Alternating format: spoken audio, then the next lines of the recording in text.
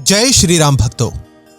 हम सभी भगवान श्री राम को एक आदर्श और एक उत्तम राजा के रूप में जानते हैं, लेकिन हम में से बहुत सारे लोग ऐसे हैं जो उनको इस विषय में नहीं जानते कि वे एक आदर्श पति भी थे। आज की हमारी ये कहानी उत्तरकांड से प्रेरित है, जिसमें कि इन वाक्यों का बहुत ही गहनता से पता चलता है, बहुत ही गहनता से वर्णन है। तो चलिए आज की इस कथा को शुरू करते हैं और आपको बताते हैं कि भगवान श्री राम माता सीता के जाने के बाद, उनके त्याग के बाद किस तरीके से क्या महसूस किया करते थे। श्री राम ने माता सीता पर कभी एक क्षण के लिए भी शंका नहीं की। उन्होंने उन्हें अग्नि परीक्षा देते हुए देखा और यह भी देखा कि स्वयं देवता उनकी पवित्रता के साक्षी बने।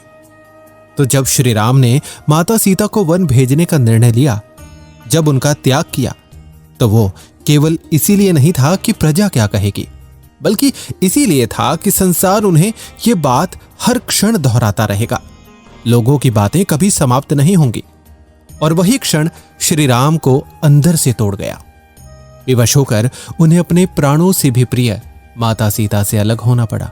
सोचिए, यदि आप किसी से इतना प्रेम करें कि उनके जाने के बाद आपको अपना ही अस्तित्व टूटता हुआ लगे। माता सीता के जाने के बाद भले ही वे श्री राम के साथ ना थी, लेकिन उनका एहसास हर पल उनके साथ रहा। श्री राम को लगता रहा, सीता यही है मेरे पास।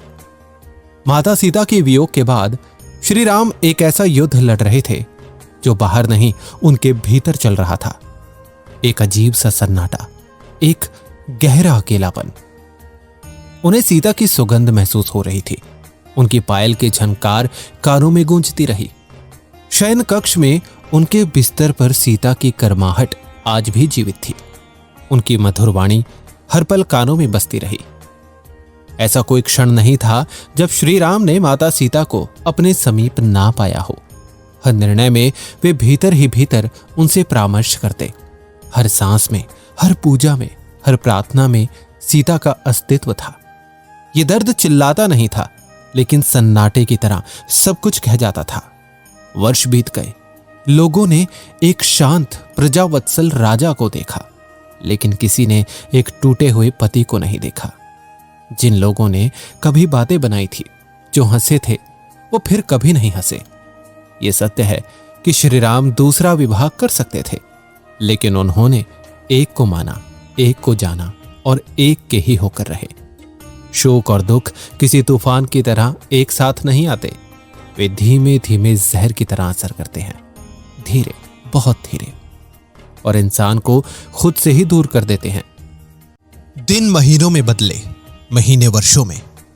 ऋतुएं आई, चली गई, मौसम बदलते गए, लेकिन भगवान श्री राम इस संसार के लिए, इस प्रजा के लिए मुस्कुराते रहे, क्योंकि उनके भीतर एक ऐसा तूफान चल रहा था जिसका कभी कोई अंत नहीं हो सकता था। जय श्री राम भक्तों। राम रसायन, जहां होती है भक्ति, आस्था और भगवान की बातें।